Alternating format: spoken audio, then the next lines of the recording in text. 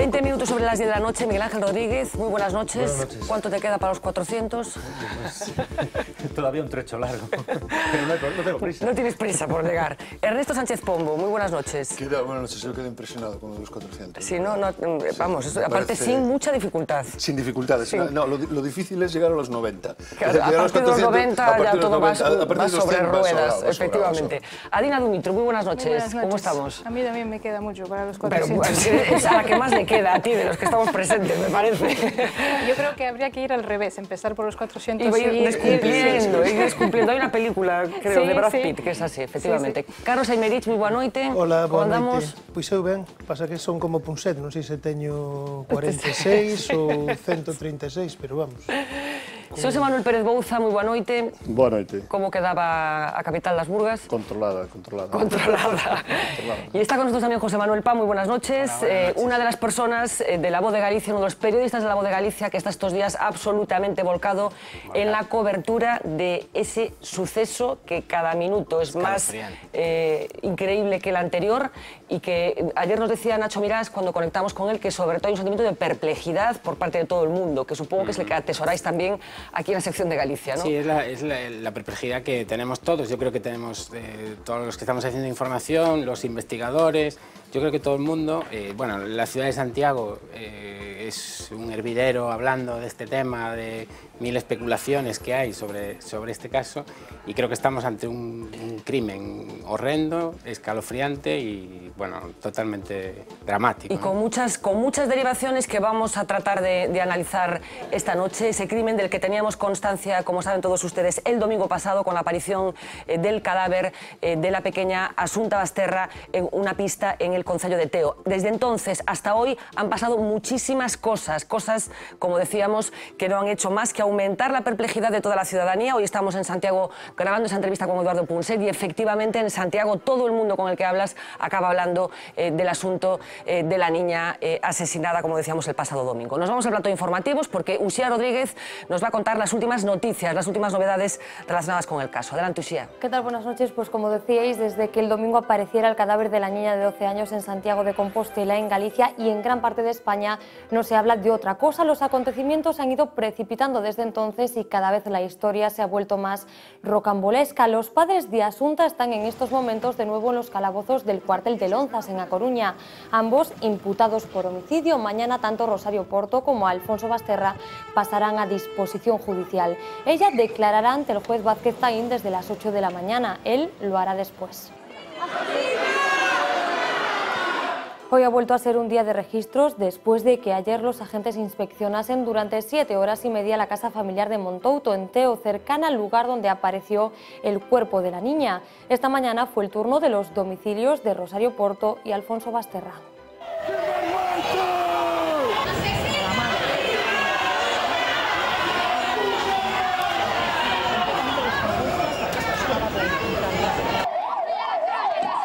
Así, entre gritos de asesinos, llegaban a la casa donde vivían madre e hija en la calle de Autor Teixeiro de la capital gallega. Lo hacían en 2 coches separados y esposados. Una multitud de curiosos y medios de comunicación se amontonaban a las puertas.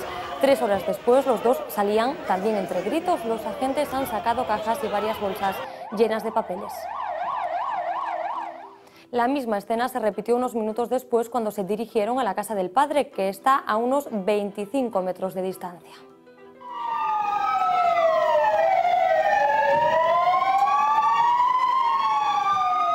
Entraron corriendo para evitar a la multitud que estaba a punto de llegar. Los más curiosos persiguieron a la carrera el coche policial hasta el número 8 de la calle República Argentina. Este registro duró media hora y a la salida también se vivieron momentos de tensión.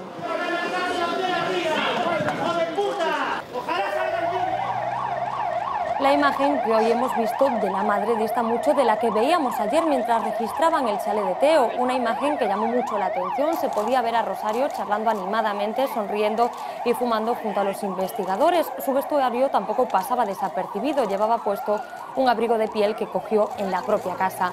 Un atuendo y una actitud totalmente opuestos a lo que hemos visto hoy. Enorme expectación a las puertas de las casas de los padres de Asunta. Los vecinos y conocidos de la familia tampoco encuentran explicación a lo ocurrido. Dices tú, pero bueno, ¿cómo puede ser? Es que no te entra en la cabeza. La verdad es que está toda la gente que no se lo cree, vamos. Que estamos deseando que sea un error y que los padres no sean. Que no sales del asombro. Y con estas cosas que pasan nos están poniendo a todos nerviosos. Es una cosa que no, en fin, no se podía prever una cosa así.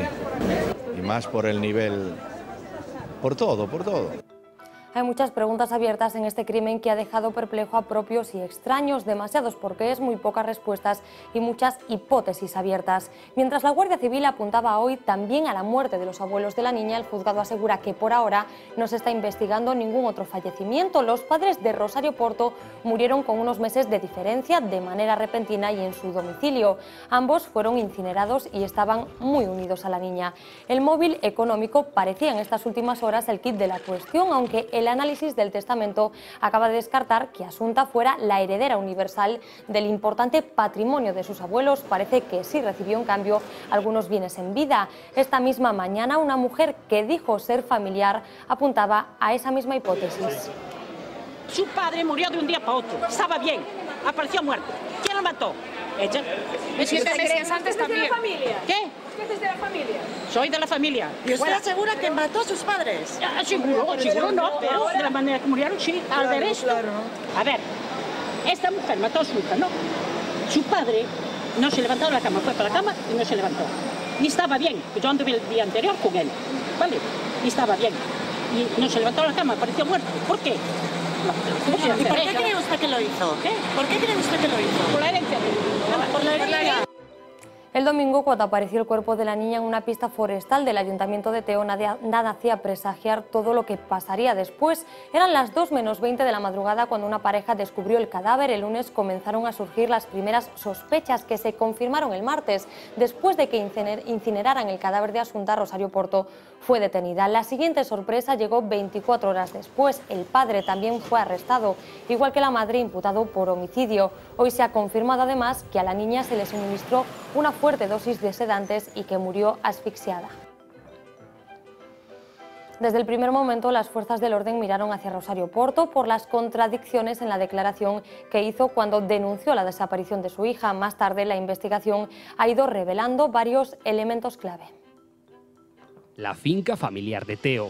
Se cree que pudo ser el escenario del crimen. Está en el lugar de Apóboa, a menos de 5 kilómetros de la pista forestal de Feros, donde fue encontrado el cadáver de Asunta. La cuerda naranja. Junto al cuerpo se localizaron trozos de una cuerda naranja. El color coincide con una bobina hallada en la casa familiar. Si las pruebas de material y corte coinciden, se convertirá en una prueba de cargo. La grabación. Una cámara de seguridad captó a Rosario Porto y a su hija juntas en un coche la tarde del sábado, a una hora a la que, según la declaración de la madre, Asunta estaría sola en casa o ya habría desaparecido. El vehículo fue grabado en una de las salidas de Santiago hacia Teo. El padre. Primero víctima, ahora acusado. Alfonso Basterra fue detenido ayer tras el registro de la finca familiar. Se le acusa de homicidio. Los investigadores tratan de aclarar si pudo ser autor o un colaborador necesario. Este es un pequeño resumen de todo lo que ha pasado en estos 5 intensos días, Fernanda. Pues muchísimas gracias, Uxía Pan. Desde el domingo que decíamos que aparece el cadáver de la pequeña en esa pista de Teo, hasta hoy. Todo lo que ha pasado. ¿Qué ha pasado? ¿Qué ha ido pasando? Bueno, pues ha sido, yo creo que un ritmo frenético en todo lo que ha pasado. La investigación ha sido muy rápida. Creo que esto hay que ver mañana, que serán presentados ante el juez si todo es tan exitoso como parece, ¿no? El éxito de la investigación. Pero yo creo que lo que sí se puede decir es que es una investigación especialmente rápida. Van 4 días o 5 días y ya tenemos, desde ayer ya, los 2 supuestos autores, depende en qué grado de participación, pero los 2 supuestos autores de la muerte detenidos, esclarecido más o menos una de las líneas de hipótesis sobre el móvil que apunta al móvil económico, aunque hay distintas especulaciones más sobre eso, y creo que sobre todo estamos ante un ritmo frenético al que quizá no estamos tan acostumbrados, ¿no? Quizá los crímenes estamos siempre sacando informaciones y que no avancen tan en los rápido, periódicos, ¿no? de casos sin resolver, de tal. En este caso creo que es una de las cosas destacables la rapidez con que se está produciendo todo, ¿no? Hoy veíamos un cambio de actitud en la madre. Ayer nos llamaba muchísimo la atención, bueno, pues el aplomo, incluso las sonrisas y la tranquilidad, la relajación con la que asistía a ese registro en la casa de Montouto. Lo comentábamos aquí, incluso Nacho, que estuvo cubriendo esa información, desde que estaba todo el mundo alucinado con la actitud de ella. Hoy sí que hemos visto que ella parece que se derrumbaba. Yo no sé si como consecuencia, creo que lo apuntabais, de la presión social llama la atención que ella se desmorone cuando ve a esos vecinos llamándole asesina y que, sin embargo, durante la gestión policial, digamos, en la investigación, ella mantiene una actitud absolutamente fría y llamativa, ¿no? Bueno, hay que tener también en cuenta una cosa. Efectivamente, la presión social y la cantidad de gente que había hoy en la calle puede ser importante en este caso, pero hay que tener en cuenta también una cosa, que ya lleva un día más en los calabozos, que el primer día, o sea, ayer en la casa era como una situación de mucha más tranquilidad, duró muchas horas, tanto ella como el marido se les veía, digamos, más relajados, de allí no se podían escapar, no había esa presión policial tampoco, y sin embargo hoy es ya algo a lo que estamos más habituados, a estos registros en los que te llevan de otra forma, ¿no? Vas esposado, vas... Con otra presión, condiciona tu respuesta. Hoy hemos sabido también, el juzgado incluso ha emitido un comunicado diciendo que en estos momentos no se investiga la muerte de los padres de Rosario Porto. En las últimas horas, bueno, había trascendido la idea de que ella podría tener alguna relación con esa muerte repentina de sus padres, que es cierto que eran dos personas mayores, pero que aparentemente estaban bien de salud, que horas antes de producirse la muerte habían sido vistos haciendo lo que hacían habitualmente en Santiago, y empezó a cundir la sensación de que efectivamente podía tener algo que ver con el fallecimiento repentino de los dos. Que el juzgado esté diciendo que no se investiga eso, ¿quiere decir que esa línea pueda estar ya cerrada, o la Guardia Civil puede continuar esa investigación? Bueno, no sé lo que van a hacer. Lo que sí, yo creo que hoy fue acertado por parte del juzgado poner un poco de coto Ahora estamos investigando esto. A eso, efectivamente, y a eso que se está disparando también. O sea, se están disparando mil especulaciones. Yo creo que, aunque a nosotros, por nuestra profesión, nos gusta siempre ir un poco más allá, pero yo creo que los tiempos de las investigaciones son otros, ¿no? Entonces, no podemos lanzarnos a aventurar esas cosas. Hoy, lo hablaba antes, hoy tenemos este caso a punto de resolverse y no sabemos qué es lo que va a pasar después, ¿no? Claro. Como sabes, sobre este caso hay mil especulaciones. Mil especulaciones que además con las redes sociales, pues esas especulaciones lógicamente se multiplican. Tenemos al otro lado del teléfono a otro de los compañeros de La Voz de Galicia que está metiendo la cabeza desde el domingo con este caso. Xurxo Melchor, buenas noches. ¿Qué tal? Buenas noches. Bueno, Xurxo, la página web de La Voz ya está abriendo con un asunto bueno, que introduce matices con respecto a la primera tesis, a la tesis del móvil económico. La firmas tú y cuentas que Asunta, la niña fallecida, la niña asesinada, no aparece finalmente en el testamento de los abuelos. ¿Cómo es esto? Vamos a ver, la información con respecto a la herencia se está actualizando constantemente, ¿no? Ahora mismo sabemos que existe un testamento de 1975 que ha sido requisado en el registro de la vivienda de Dr. Teixeiro y que ese testamento es anterior al nacimiento de Asunta, con lo cual ella no figura. Eso no quita, aseguran fuentes de la Guardia Civil, ¿no?, que puedan existir dos vías por las cuales Asunta acabó recibiendo bien. Una sería una donación en vida y otra sería una modificación de ese testamento, y ambas son diligencias que aún no están completadas ni practicadas. O sea, los indicios apuntan a que el móvil económico es la principal hipótesis, con lo cual mantienen abierta esa línea como la de más credibilidad, ¿no? Hipótesis del móvil económico, con matices, con los matices que vayan apareciendo por el camino, pero hoy también en la web de La Voz se habla de las relaciones que pudiera tener la madre de Asunta, relaciones, bueno, llamativas en algún caso. ¿Qué me puedes contar de esas relaciones? Sí, es muy llamativo el día en el que el cuerpo de Asunta es trasladado al tanatorio, pues custodiando el túmulo en el que estaba el cuerpo sin vida de la niña, y en el interior, los más allegados a la familia, estaba un personaje que se llama Mesaúd El Omari, que es un ex sindicalista juzgado estas 2 últimas semanas en Santiago por explotación de inmigrantes. Sí. Una persona muy conocida en Santiago porque fue, digamos, una referencia en lo que era el asesoramiento de los trabajadores inmigrantes que llegaban aquí a la construcción, y que justamente hoy terminó su juicio, le solicitan 7 años de cárcel, y fue muy sorprendente para muchos verle allí, ¿no? Y a raíz de verle allí, pues ha habido muchas especulaciones sobre si era el amante o tenía una relación sentimental con Rosario Porto. Él ha admitido que tenía una relación de amistad, de mucha amistad, ¿no? Con Rosario, ella. Sí. Y lo que sí que sabemos es que Rosario en el último año hizo muchos viajes a Marruecos, que tenía relaciones, digamos, empresariales con Mesaúd El Omari en Marruecos, en el asesoramiento de otros gallegos en negocios inmobiliarios, ¿no? Entonces, bueno, pues se han levantado todo tipo de eficacias, porque, digamos, no es un personaje que haya acabado bien, ¿no? Ya.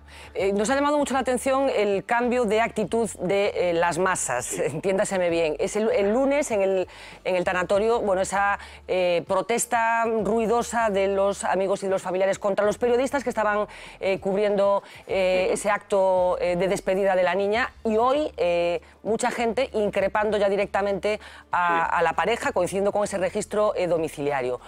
¿Cuál es un poco la sensación de la opinión pública ahí en Santiago, una ciudad pequeña que me consta que está absolutamente entregada a este caso? ¿Has percibido tú esa evolución en el punto de vista de la gente?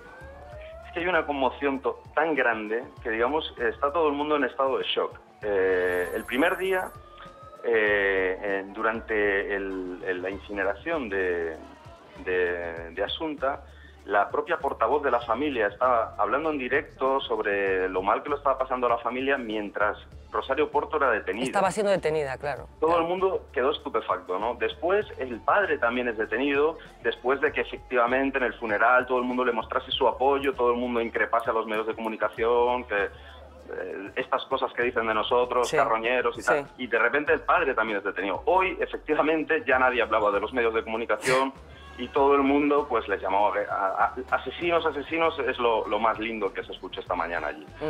También es muy llamativo el cambio de actitud, sobre todo de Charo Porto, ¿no? Porque ella en el registro de Teo iba perfectamente vestida, con pieles, muy elegante, sonreía, fumaba. Hoy iba en mallas negras, una camiseta, sin maquillar, ojos hinchados, llorando y con una cara de angustia realmente que sobrecogida. Bueno, mañana pasan a disposición judicial el matrimonio, la pareja. ¿Cabe esperar grandes novedades de esa declaración? Hombre, yo creo que es una de las claves, ¿no? Mañana yo creo que el juez Vázquez Tain se enfrenta a un interrogatorio de los más importantes de su vida, porque ha desatado una conmoción en Santiago, pero es que es un caso, yo creo, de seguimiento internacional, ¿no? Por su dureza.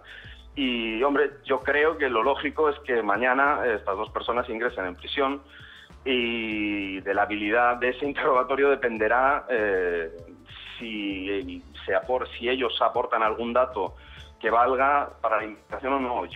A mí me consta que hay bastantes pruebas que señalan a estas 2 personas como las presuntas responsables del homicidio, pero bueno, en derecho hay que demostrar todo al extremo, ¿no? ¿Cuál podría ser el papel te estoy pidiendo algo, el papel de Alfonso Basterra? Pues mira, la verdad es que Alfonso Basterra, que es periodista, con lo cual muchos compañeros de los que hoy estaban mirando su registro han sido compañeros suyos o por lo menos lo han conocido. Nadie puede creerse que él haya hecho una cosa así, pero lo cierto es que está imputado por el mismo delito que su mujer, y que a fecha de hoy lo que no está claro es quién es el autor material del crimen, pero se les considera a los 2 como autores de un delito de homicidio. ¿Quién puso la almohada o el almohadón o la bolsa de plástico sobre la boca y la nariz de Asunta? Pues no se sabe, pero ahora mismo se les considera a los 2 igualmente culpables del mismo delito. Bueno, pues Xurxo, de verdad, muchísimas gracias, enhorabuena una vez más por el trabajo que estáis haciendo, los compañeros de allí de Santiago y la gente aquí en Sabón que también está contribuyendo a que las páginas de La Voz bueno, pues sean un auténtico referente en este asunto tan terrible que una vez pone como protagonista a la capital de Galicia. Gracias, Xurxo, un beso. Un beso muy fuerte. Buenas noches. Bueno, Adina, tú escribes en las páginas de La Voz un artículo bueno, en el que apuntas muchas cosas. Primero aportas un dato muy interesante, que es que entre el 60 y el 85% de los asesinatos de niños los cometen sus padres. Sí, y esto yo creo que es importante. Sí, dependiendo del país, ¿no? En Estados Unidos se estima alrededor del 60%, mientras que, por ejemplo, Suecia o Australia tienen datos hasta el 85%, ¿no? de asesinatos de niños. Están cometidos por sus padres. En algunos casos, porque son estadísticas, ¿no? incluyen otros familiares, pero la mayoría son sus padres. Con lo cual es normal que la investigación se centre en primer lugar en esto. Ahora, los casos donde ahí estaba hablando también de las motivaciones, lo que suele motivar los crímenes, ¿no? La motivación más común... Que nos parece desde fuera claro, una cosa absolutamente aberrante, ¿no? Que una madre pueda matar a un hijo. Lo es, en el sentido claro, de que es siempre una minoría de personas que llegan a cometer este tipo de actos, algo muy minoritario, ¿no? El asesinato de niños, sobre todo constata de los hijos propios, ¿no? Y sí es cierto que la motivación más común suele ser la que se llama la altruista por suicidio, ¿no? Se llama así, entre comillas, altruista, hablando de madres que, por ejemplo, están en una situación de desesperación, se sienten desesperadas, deprimidas, suicidas, no quieren vivir y entonces piensan que es peor dejar a sus hijos y abandonar a sus hijos, ¿no? Entonces matan primero a sus hijos y luego se suicidan. No es el caso. No es el caso, ¿no? Y además, en todas las motivaciones que la investigación suele analizar por estadística de forma agregada, pues no se encuentra este caso, ¿no? Y esto es interesante desde dos puntos de vista. Por un lado, muestra que el caso es muy particular, sí, es muy particular. Se han dado otros, no así, pero es muy particular. Y por otro lado, también muestra que los investigadores, como todas las personas, también quieren creer que hay una motivación algo más humana detrás de esto, ¿no? De hecho, por ejemplo, la motivación psicopática, ¿no? De por beneficio propio matar a alguien, salvo la de venganza, no aparece en este tipo de estadísticas, ¿no? Con lo cual, esto es algo que atrae la atención. Tú hablas del entorno, es muy interesante analizar el entorno del que procede Rosario Porto, una familia acomodada de Santiago, el padre abogado, muy activos desde el punto de vista social y probablemente teniendo en cuenta incluso el currículum de la pequeña, una niña con altas capacidades, bueno, con muchas actividades extraescolares, muy presente en la vida social de santiaguesa también, se supone con mucha exigencia que probablemente habrá recibido ya también Rosario Porto, como consecuencia de la educación que recibió. Sí, lo que atrae la atención en esto son varias cosas, ¿no? Que hacen esbozar una teoría, ¿no? Aunque ahora hay que plantear qué ocurre con este doble, con esta coalición, ¿no? entre los dos, entre la pareja. Hay varios datos que apuntan a eso. Primero es que después de la muerte de sus padres ella cambia de vida en varias áreas, ¿no? Casi todos los roles que tenía antes deja de tenerlos. El laboral, ¿no? Era abogada, era cónsul, el consulado de Francia. Deja todo eso, además deja al marido, ¿no? Supuestamente se separan y finalmente deja su papel de madre, ¿no? Si está involucrada en esto. Y el papel de madre no se puede dejar por ley de otra manera, ¿no? No se puede dejar de otra manera que esta, ¿no? Que es escalofriante decirlo así, pero suele ser así. Y además hay varias declaraciones que ella hace que apuntan a esto, ¿no? Por ejemplo, cuando alguien se dirige a ella en algún momento diciendo haciendo referencia a su papel de madre de Asunta, ella dice, ahora ya no soy madre. Esta no es una declaración que hace una madre de alguien, una madre de una niña que ha sido asesinada por alguien distinto, ¿no? Está claro que porque el papel de madre para una madre que no ha asesinado a sus hijos pues no termina nunca, claro, ¿no? Realmente. Y hacer esta referencia es curioso, ¿no? Y por otro lado también dice, una de las primeras cosas que dice es que Santiago es una ciudad segura, ¿no? Con lo cual, para una persona que sabe que su hija ha sido asesinada, eso es algo increíble, ¿no? No solo apunta a su culpabilidad, sino también apunta a que ella no tiene esa sensación de culpabilidad en ningún momento, ¿no? Que fue un acto planeado como tal. Ahora, también es curioso ahora este dato que habéis aportado vosotros, ¿no? De que realmente ella se derrumba en el momento en que percibe la presión social y esta imagen social negativa. No se derrumba por la muerte de su hija. Con lo cual no estamos hablando... Porque ve que peligra realmente ese papel social que ella quería que jugaba en la sociedad. Exacto, ¿no? Ese papel social de cara a la galería que era una parte muy importante de su personalidad, ¿no? Esta es obviamente una teoría, es una hipótesis, aparecerán más datos si esta hipótesis puede estar echada por tierra, pero lo que ocurre en este tipo de casos es que realmente la personalidad se cinde, ¿no? Cuando hay muchísima presión para que una persona aparente ciertos roles, ¿no? Y para que una persona sea esta persona admirable y extraordinaria de cara a la galería, y suele ocurrir en las familias, no en todas, todas, ¿no? Pero suele ocurrir haber más presión en las familias educadas y en las familias que tienen visibilidad social. En algunas personalidades, cuando hay cierta vulnerabilidad, ¿no?, de base, ocurre esta escisión donde una parte de ellos, ¿no?, la parte más auténtica, la parte que se siente más vulnerable, no tan extraordinaria, se escinde. En el momento que mueren sus padres, puede haber ocurrido que simplemente esa censura, claro, esa separación que mueren, clara, pero una de las teorías es que sí, esa muerte los también hayan tiene algo que ver asesinado, con ¿no? ella, claro. Sí, si esta teoría, si esta hipótesis es cierta, no sería que ella haya asesinado a sus padres, ¿no? Aunque también puede caber esa posibilidad.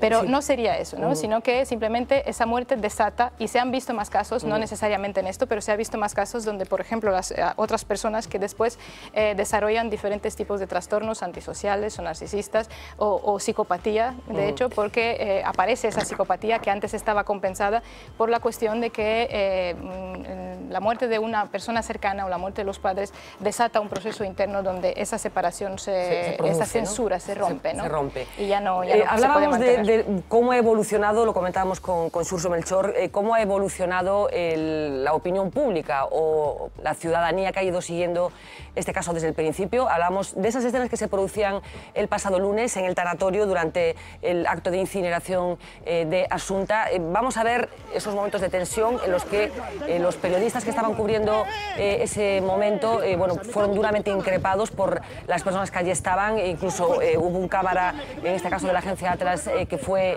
golpeado y empujado por la gente que estaba allí.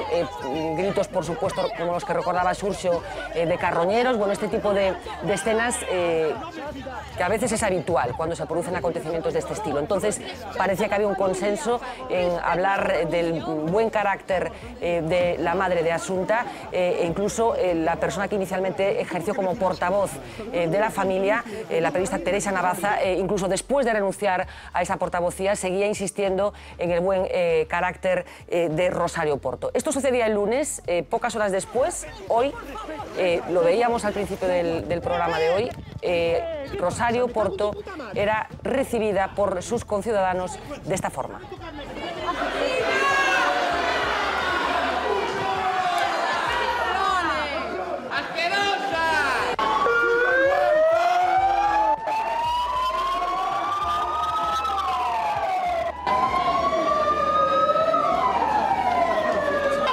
Estas imágenes, la expectación absolutamente brutal que está despertando en Santiago este suceso, con cientos de personas, me atrevo a decir, apostados en los domicilios de los dos implicados. Y Ernesto hablaba de esa dualidad, de esa evolución en el comportamiento de las masas, por llamarles de alguna manera. Por otro lado, estamos ya muy acostumbrados, los que estamos en esta profesión.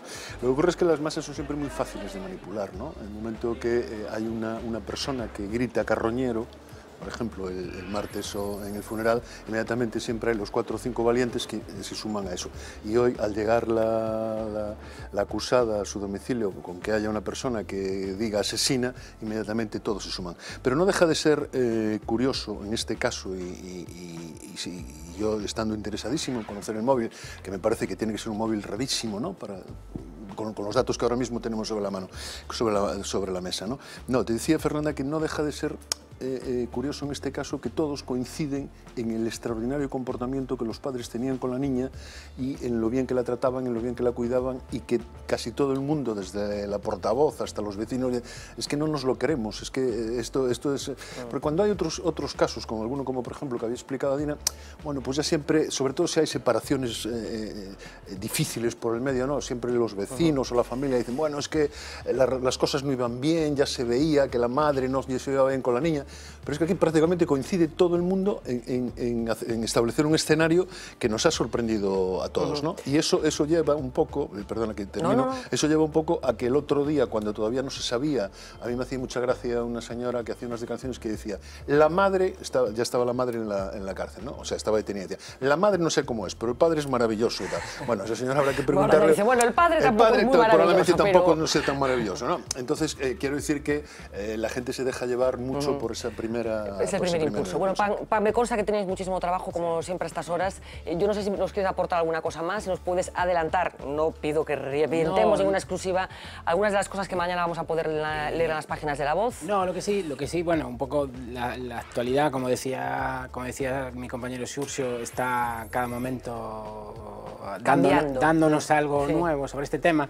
Lo que sí podemos apuntar es que ahora mismo están interrogando o se está produciendo los interrogatorios en los calabozos de la Guardia Civil siguen aquí en Lonzas, vuelven a estar en Coruña. En Lonzas, y mañana serán llevados ante el juez. Ante el juez Taín. O sea, no sé ahora mismo si se negaron a declarar o si declararon algo, pero sí se iba a producir esos interrogatorios ahora. Pues esa es la última hora.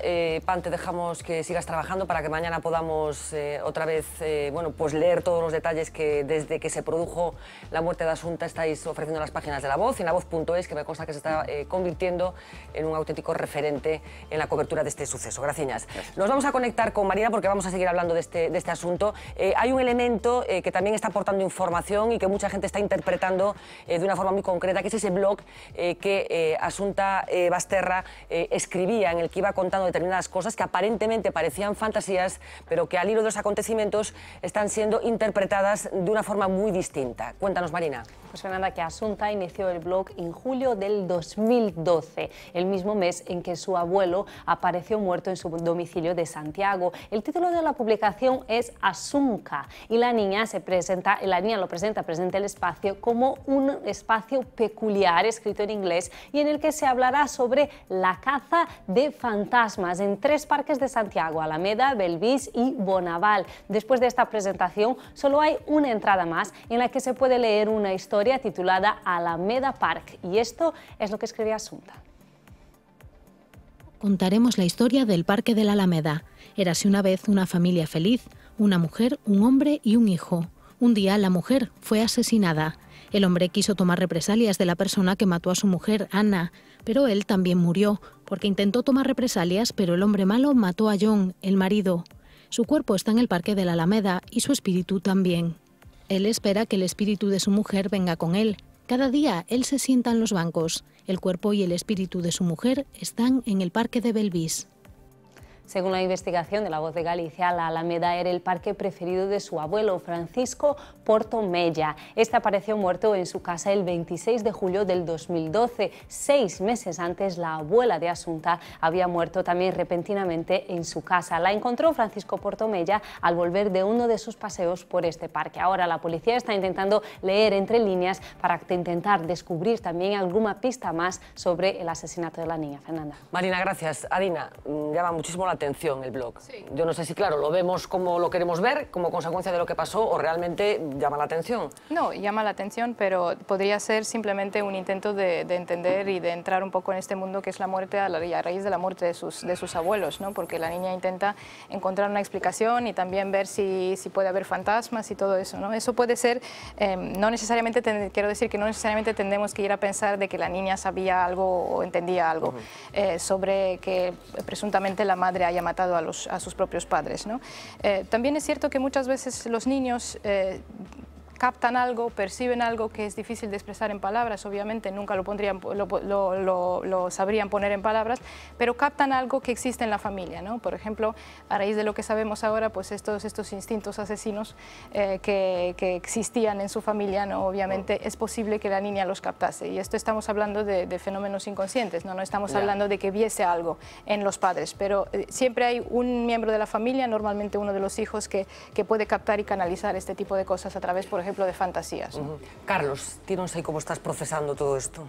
A ver, eu estou no procesando, creo que hai que ter moita prudencia, efectivamente todo apunta cara ao que comentaba Pan, cara ao que se está comentando, é dicir, parece, non, polo que se vai xamendo que son os pais, non sabemos en que grau de participación cada un os responsáveis da morte da rapaza, pero digo, con prudencia, mañán comparecen ante o xuíz, mañán veremos, non? Que cargos concretamente se lle imputan, que medidas se lle impoñen. Eu, claro, non sei, francamente, un feito así deixanos a todos, pois, arrepiados, conmocionados, igual, desde logo, pois toda a explicación de Adina, non? Pois, vendo o móvil, intentando buscar unha explicación. Bueno, había unha información tamén, non, de que a nai pois tiña certos problemas, que mesmo estivo ingresada. o tratamento que está sometida, non? Parece que tiña pois un acceso bastante fácil pois a somníferos, a tranquilizantes, etcétera. Comentan tamén, non? Pódese ver pois que o pai é unha persoa bastante influenciable, que nese sentido a nai pois tiña un ascendente importante sobre el. Claro, o móvil económico, pois pode ser que haxa un móvil económico, pero a min cústame velo, non? Porque os dous, quero dicir, os avós estaban mortos, fose como fose o testamento, a rapaza era menor, os pais ian ser os administradores, é dicir, a capacidade de intervir no patrimonio e de administralo non creo que dependese. E, home, logo pensar que se a nena soubo algo ou que o blog, non sei, mañán sairemos de dúbidas. Seguiremos habiendo más cosas. E quizáis todo é máis fácil, non? Seguiremos habiendo más cosas, pero vamos a detenernos un poco en los perfiles, tanto de Rosario Porto como de Alfonso Basterra, esa pareja ejemplar, entiéndaseme bien, que es un adjetivo que me parece especialmente horrible, pero considerada de esa forma por las personas que se relacionaban con ellos en Santiago, como decíamos, con mucha vida social, sobre todo ella, hija de un abogado de reconocido prestigio en la ciudad, una estructura que saltaba por los aires el pasado domingo. Rosario Porto Ortega, Charo, hija única del abogado Francisco Porto y de la profesora de arte de la Universidad de Santiago, Socorro Ortega, ambos fallecidos recientemente en un plazo de 7 meses, una muerte de la que ahora se duda. De su padre heredó estudios de Derecho y el cargo de cónsul de Francia en Santiago, que ocupó una década. Estudió en el mismo instituto que su hija, el Rosalía de Castro, en el que era directiva del AMPA. La policía investiga ahora su relación con Mesut El Omari, al que la justicia pide 7 años de cárcel por explotación de migrantes. También 2 supuestos robos de joyas que sospechan Rosario denunció para cobrar el seguro. A su sombra, este discreto freelance dedicado al periodismo económico, Alfonso Basterra, nacido en Bilbao pero establecido en Galicia desde la década de los 80. Trabajó para diversos medios de comunicación, perteneció también al gabinete de prensa del Concello de Padrón. Actualmente colaboraba con entidades del sector turístico, aunque no tenía una fuente fija de ingresos. Rosario y Alfonso adoptaron a Asunta en China cuando no había cumplido ni un año. Presumían de hija en los medios de comunicación. Tras la muerte de los padres de Rosario, se separó de Alfonso, pero mantenían una buena relación. De hecho, pasaron juntos las vacaciones el mes pasado con la niña, habían quedado para cenar la noche de autos y juntos hicieron la denuncia en comisaría. Él había trasladado su domicilio a escasos metros de Dr. Teixeiro para estar cerca de su hija. Y en los inmuebles precisamente se especuló podía estar una de las claves, un amplio patrimonio que incluía viviendas en Santiago, en Vilanova de Arousa y la casa de Teo próxima al lugar donde apareció el cadáver. Un patrimonio que el testamento descarta que su abuelo hubiese dejado en manos de la pequeña, que el próximo lunes hubiese cumplido 13 años. 13 años hubiese cumplido el próximo lunes Asunta Basterra, ya no los cumplirá, lógicamente, después de lo que ha pasado. Bueno, una familia que va a incorporarse definitivamente a la lista de sucesos negros, a la crónica negra de Galicia. Y Miguel, yo no sé qué te sugiere todo esto.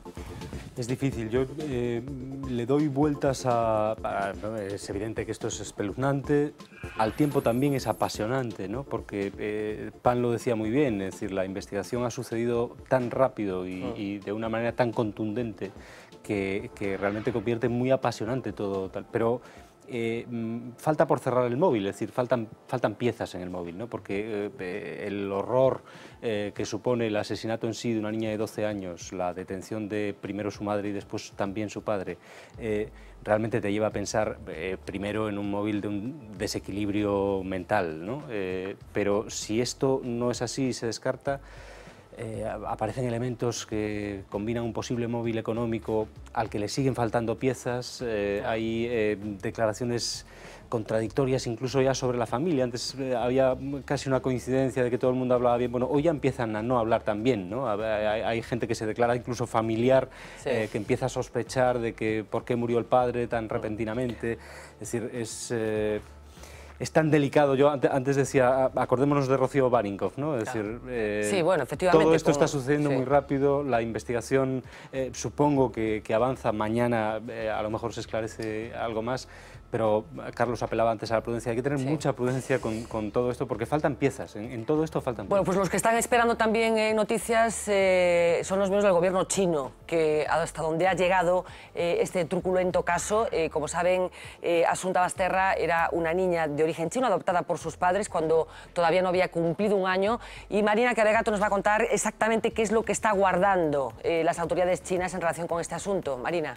Pues Fernanda, más concretamente, el gobierno chino ha emitido hoy un comunicado en el que piden urgencia para resolver este homicidio. Asunta Basterra fue adoptada cuando tenía apenas un año y ahora quieren tener la seguridad de que aquí en España se respetan y se cumplen los derechos de los niños acogidos. La embajada china en España ya se ha puesto en contacto con la policía para seguir la investigación, pero este no es el único caso que enfada al país asiático. Ayer mismo la agencia de adopción china fue muy dura con Estados Unidos. Va a aumentar los controles en las adopciones de padres procedentes de este país. El motivo, varios anuncios en internet donde los progenitores ofrecen a sus hijos acogidos para realojarlos en otras familias. Fernanda.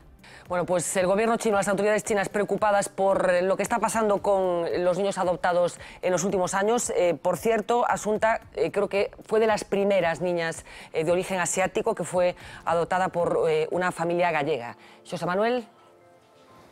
Bueno, eu coincido con todo o que se leva dito aquí.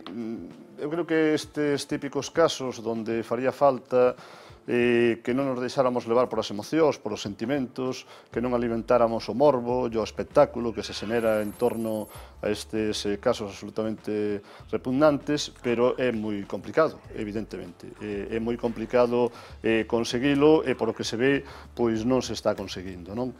Todos estamos xogando a ser expertos investigadores, policías, a ser xuíces, e isto non é bo. Non é bo porque nos pode levar a xulgar de xeito prematuro. Non é bo, pero é inevitable, teño a sensación. Inevitable, pero eu creo que deberíamos contribuir, cando menos, a non alimentalo. Efectivamente, é un caso no que o móvil non se ve moi claro, e de feito a liña máis potente parece que hoxe se empeza a tambalear un pouco. Eu creo que aquí o que hai é un desequilibrio claro dos membros do pai e da nai, seguramente desencadenado, como decía Dina, por algunha causa de tipo psicolóxico ou de tipo psiquiátrico, pero haberá que esperar a que se vaya completando a investigación. E o que bote en falta, eso sí que o quero resaltar, é que aquí estamos dedicando todos ao morbo, ao espectáculo, e estamos deixando de lado ou esquecida a nena. Aínda non vin convocar por parte de ninguén un acto en memoria desa nena, que é víctima dun acto violento. Todo parece indicar de violencia familiar. Cando hai outro tipo de asesinatos, de violencia de xénero, de outro tipo, con toda a xusticia, con toda a razón, se convocan actos en memoria das víctimas. Eu teño a sensación que si... Aquí eu penso que tamén cabía, e nin institucións, nin asociacións feministas de ningún tipo, se convocou ainda un acto civil de recoñecemento en memoria desta nena. Ten razón, eu supoño que... Sí, os compañeros, pero teño a sensación de que a perplexidade é tal na sociedade que a xente está un pouco en estado de shock. Dixemos a cada un que faga o seu papel, e a sociedade civil o papel que debería estar xogando neste momento, en vez de xogar a expertos e a alimentar ese morbo e ese espectáculo, pois é rendirlle un sinseliño homenaxe de recoñecemento a esta nena que é a víctima. Asunta Basterra, efectivamente. Escuchábamos a nuestros compañeros Surcho Melchor y a José Manuel Pan, pero V Televisión, lógicamente, también ha estado cubriendo hoy todo lo que tiene que ver con este asunto. Viviana Villaverde ha estado pendiente de los detalles. A estas horas Santiago trata de volver a la normalidad después de una jornada que pasará a la historia como una de las más dramáticas de Compostela. Esta mañana, hace solo unas horas, llegaban a este portal, a este edificio, los dos imputados por la muerte de Asunta. Es la vivienda familiar de la niña y de su madre. Lo que pasó dentro no lo sabemos, pero sí sabemos lo que pasó aquí fuera, donde se dieron cita cientos de vecinos. A la salida de los imputados oímos gritos de asesina, culpable, asquerosa. Otros más en bajo decían que no se lo pueden creer, o más bien que no se quieren creer que estas dos personas hayan cometido este terrible crimen. Pero como a los que más se oye es a los que más gritan, podemos decir que la ciudad ya ha hecho su propio veredicto. En lo que todos coinciden es en que le parece increíble que Santiago haya vivido otro capítulo tan negro solo unos meses después del accidente ferroviario. Rosario Porto llegaba a su casa en un coche camuflado a las 11 menos cuarto. Detrás otro vehículo trasladaba a Alfonso Basterra. La presión mediática incomoda a la madre de Asunta, que se encoge dentro del coche. Tras un par de minutos sale del vehículo visiblemente emocionada. Instantes después entra en la vivienda el padre, mucho más tranquilo. El silencio del abogado de Basterra no podemos decir nada. Contrasta con las declaraciones de una familiar de Charo Porto. La acusa de matar a sus padres. Su padre murió de un día para otro. Estaba bien. Apareció muerto. ¿Quién lo mató? Ella. La ciudad de Santiago está conmocionada. Fue una cosa increíble, que no sales del asombro. Salimos a nivel mundial ya, pero por estas cosas que son penosas. Cientos de vecinos se apostaron en la calle esperando a la salida de los padres de Asunta después de 3 horas de registro.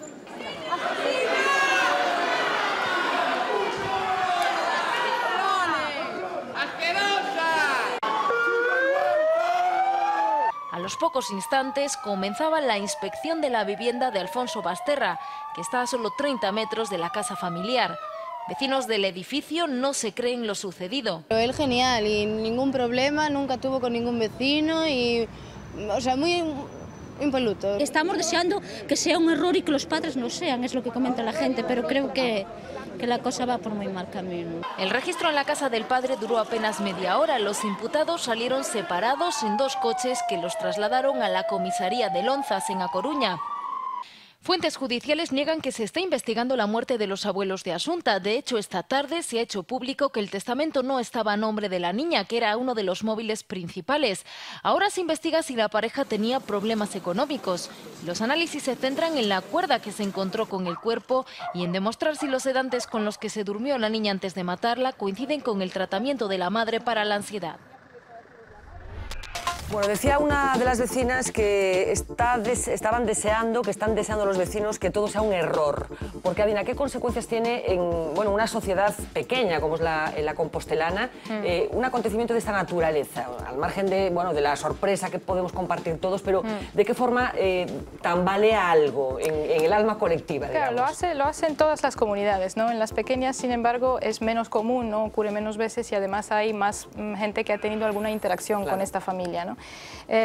Incluso la rabia que veíamos en la calle, ¿no? Y el deseo febril de esclarecer los hechos tiene mucho que ver con que hay algo en esto que todos encontramos muy perturbador, ¿no? El hecho de que debajo de vidas aparentemente normales y debajo de caras aparentemente normales de personas respetadas socialmente, o sea que la sociedad valida de muchas maneras, puede haber este tipo de instintos, puede haber, exacto, está el infierno, ¿no?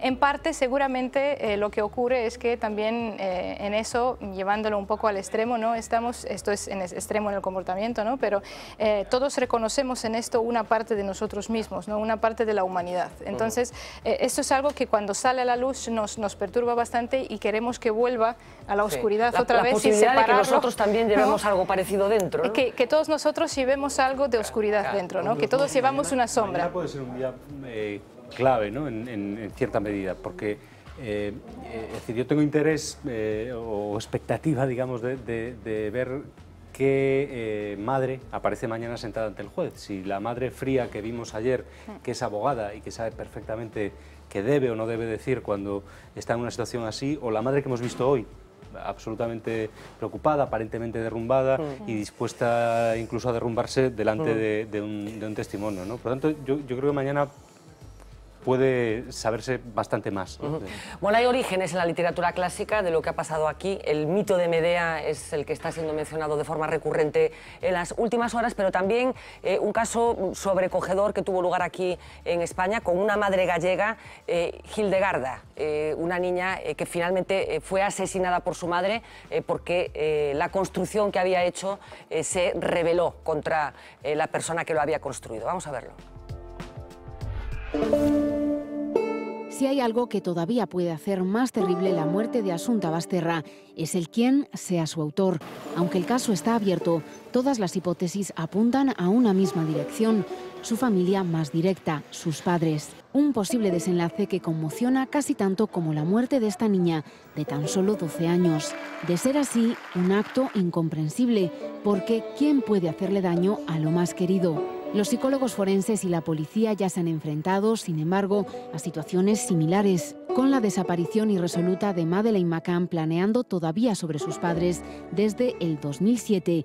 Aquí, en nuestro país, el 2010 fue uno de los años más negros, con 20 casos de filicidios. Si hay uno que tenemos muy presente es el de los hermanos Ruth y José. Un jurado popular declaró por unanimidad culpable a José Bretón de la muerte de sus 2 hijos en el 2011. El móvil, la venganza. Su mujer quería separarse. Un motivo tan mezquino como antiguo y que incluso tiene un nombre: el síndrome de Medea. Ella es la protagonista de la tragedia griega que cuenta cómo esta mujer acaba con sus 2 hijos con el fin de hacerle daño a su marido, que iba a abandonarla. Otro de los móviles fue también el de protegerlos de otros ataques. Medea se anticipó en la obra clásica y bajo este mismo pretexto tuvimos que ser testigos de casos muy reales y muy cercanos. Un matrimonio de Lalín mató en octubre del 2010 a su hija de 21 años. Ellos intentaron fallidamente suicidarse. Dijeron que estaban ahogados por las deudas. 80 años separan este suceso de otro que también convulsionó a la opinión pública, el de la niña Hildegard. Concebida por su madre, la feminista gallega Aurora Rodríguez, para ser la mujer del futuro, a los 3 años ya era capaz de escribir. A los 8 hablaba 6 idiomas y con 17 terminó sus estudios de Derecho y destacaba en la política. Sobresalía tanto que su progenitora temió perderla. El artículo lo ha escrito mi hija. He querido que usted lo juzgara sin tener en cuenta la edad de Hildegard. Y una noche le asestó varios disparos mientras dormía. Esto fue en los años 30 y, como entonces, una de las dudas que siguen teniendo jueces, médicos e investigadores es la de diferenciar si estamos ante un trastorno psicótico momentáneo o compulsivo, ante un acto planeado y consciente o no. El caso de Asunta todavía está abierto y son la policía y los jueces los que tienen que darnos la respuesta.